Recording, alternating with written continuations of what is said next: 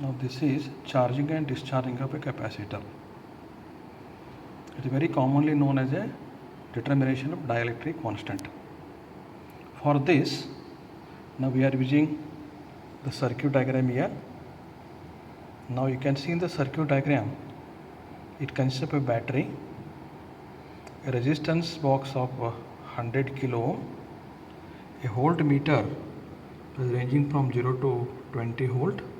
This is a digital multimeter, and see the capacitor which you are charging and discharging here. The capacitor, once it can be charged now, for charging you have to connect the upper port where it is shown by the charging, and for discharging you connect to the lower port now. By this we can obtain the graph like this, by one curve is for discharging, one curve is for the charging now. Now here x-axis is taken as a times in seconds and y-axis is taken as a voltage as shown in the figure now. And here the most important point we are finding is TP. TP is a time period which is the point at the intersection of charging and discharging curves now.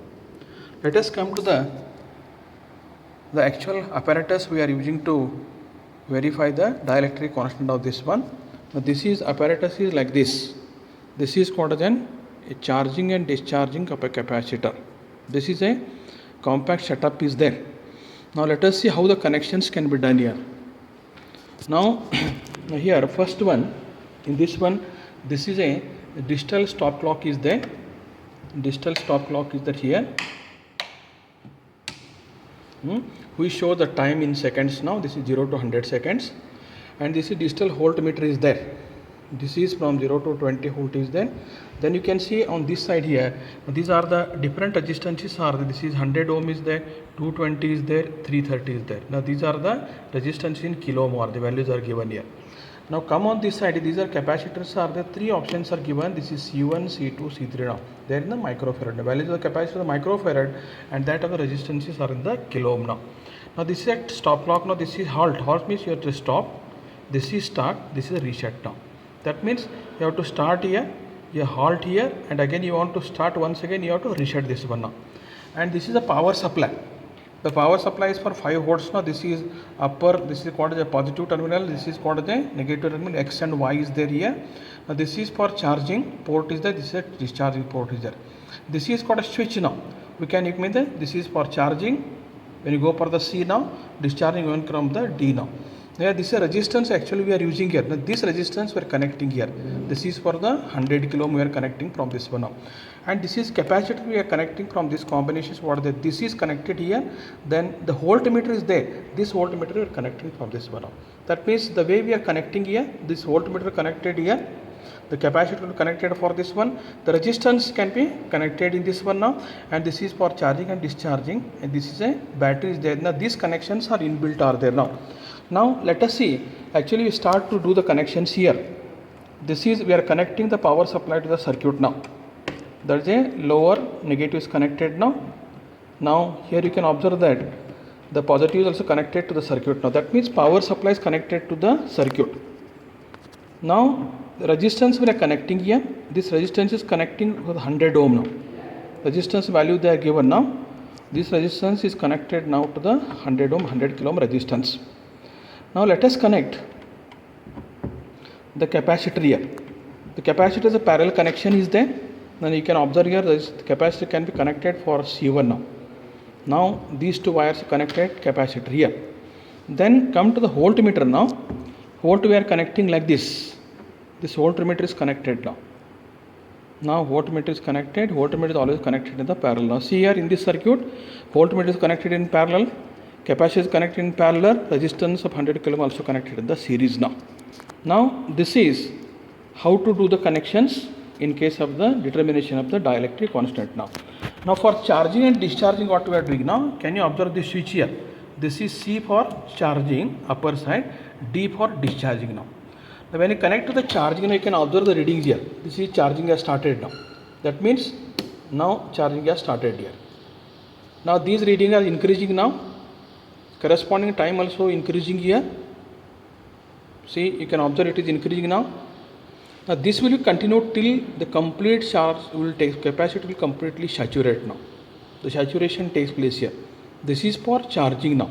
Then when discharging is there, I will discharge this. Now here I am discharging this one. Discharging starts now. You can observe here the readings are decreasing now. They are coming down now. Time also see 31, 32. The time increases, for discharge what happens? The values are decreasing now. This is how the charging and discharging takes place by using this equipment. This is about the circuit. Actually we are using the equipment for this one now. Now when you come to the observations for this one now you can see here the values are given for further calculations. Now these values are like this. Now this is a standard capacitor is there. You can observe the values for capacitor now. Now here the values are like this. Now this is resistance of 100 ohm. This is in the 108 microfarad. Micro is 10 raised to minus 6 now. The physical dimension capacitor length is 47 millimeter, breadth is 5 millimeter. Then this is separation between these two 0.075. The distance is given like this, and area can be calculated as a length into breadth now. Now this tabulation is there here. The observations are there now. You can find that serial number of observations are given up to 50 now. Time for the charging now 0.5 like seconds. You are going up to the 70 now. The charging means what happens here? The voltage goes on increasing. Once you finish the charging, now continue here. This reading will come here now. Discharging, then this comes on the decreasing now. Actually, you will see the readings which are taken during the experiment now. Here you can see this is a charging case. The readings are there here. The 0 is there. This becomes up to the 4.62. This 4.62 comes here now at the top of here. Then that again becomes 0. See here 0 here comes now. 4.62 come to the top here. These are the readings are there, by which we are finding the charging, discharging, that how much voltage is taken for how much time now. When you come to the calculation here, this is a formula is that this is 1.44 TP. TP is a time period. Distance value is given into 10 raised to minus 6 now. The denominator you can see, this is a values are there now. Now say this is TP means what I given it. This is a time period. TP is in seconds now. From graph we are obtaining, graph you have to plot now. These values are there now. TP you can get now. R is 100 kilo ohm, and in this experiment TP I got the 7 seconds now. This is the calculations you wanted to do. D is given in millimeter, converted to the meter now. Epsilon naught is, that is farad per meter now. In area can be calculated. This is 2.3. These values substitute here and calculate the value now. Now you can get K is equal to 3.63. Almost you get the values of the 4. Dielectric constant of the given capacitor is given here. Now this value can be calculated now. So let us go to the graph. See, this is a graph now. Now to plot the graphs, the x-axis is a time, that is a 0, 5, 10 up to the like this, and y-axis is a say 0, this is 2, 3, 4, 5 now. You draw one for the charging, another for the discharging now. You will get this graph now. From this graph itself, can you see the TP here? And this TP can be, value can be taken now. In this example 7 is there, and these calculations can be done now. And final result is here 3.63 is there. Get almost dielectric constant equal to the 4 now. This is how to perform the experiment now.